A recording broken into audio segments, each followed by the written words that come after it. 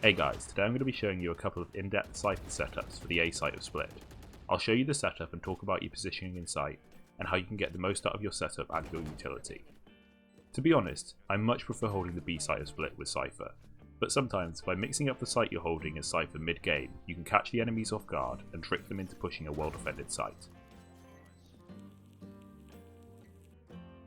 My basic setup for this site, which I like to use in the early rounds, gives great information at the start of the round and lets you know if anyone's trying to push into the site. The camera is placed on the crown before the start of the round. Make sure you stand on the right of this step whilst you're casting the cam, so you can get it as high as possible. Be careful though, as if you place it too high you can't rotate it fully. I'll then use a tripwire in the main entrance to site. Although this is very obvious, the enemies are worrying about checking heaven and the back of site, so more often than not they'll walk into it. As the round starts, I'll be in position at the top of the ramp on my cam. This lets me see if any enemy players are spawning in the A lane. Make sure you call out if they are to your team and say how many enemies there are. I'll then either tripwire the top of the ramp or just behind the box here, and I'll use a Cypher cage in the door as this will slow an enemy rush up the ramp. I'll hold my other cage in case I need to block a line of sight later in the round. If you're using this setup at the start of the game, the most important part is the camera and the first tripwire you place. You'll be holding the site from heaven, and you're watching if enemies push up the ramp, so you don't want enemies to be able to sneak past you into sight without knowing. If the cam isn't destroyed at the start of the round, I'll pick it up after completing my setup, and I'll put it on the back wall of the ramp as it gives sight into heaven. My second setup for this site is much more passive, and it's better if the enemy team tend to be pushing the B site consistently. It allows you to rotate away from A site, but you'll still know if the enemy team have rotated back there later in the round, either through vents or sewers. I'll start with my setup in heaven, as you don't want to have to waste time during the prep phase, having to rotate from site back up to heaven to finish the setup. I'll use a tripwire just inside the heaven doorway, as this stops anyone sneaking in from mid or ramp. I then place a cage in the doorway here. This placement is for later in the round, either when you're playing in sight and the enemies have taken control of heaven, and you want to be able to deal with people inside of sight without worrying about being shot from heaven, or if you're away from sight helping it B and the enemies rotate through mid to A heaven, you can use it to slow their rotation straight into sight, as they'll be cautious of pushing through the cage. You can remotely trigger your cages from your camera if you aren't close enough to do it.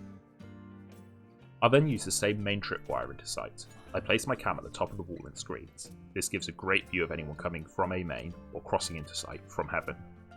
It's important to note that this camera can be shot through the window. The final cage is placed against the wall here. This allows for safe rotation to and from sight through elbow, either early in the round or in a post-plant situation. For this setup, I'll either play in screens or an elbow at the start of the round. I won't peek A main unless someone's caught in my tripwire. By playing in screens, it's very easy for me to rotate to B site or mid if my team needs help there. If the camera in screens keeps on getting destroyed, my final common camera placement is on the back corner of sight here. You have to place it after the prep phase is over.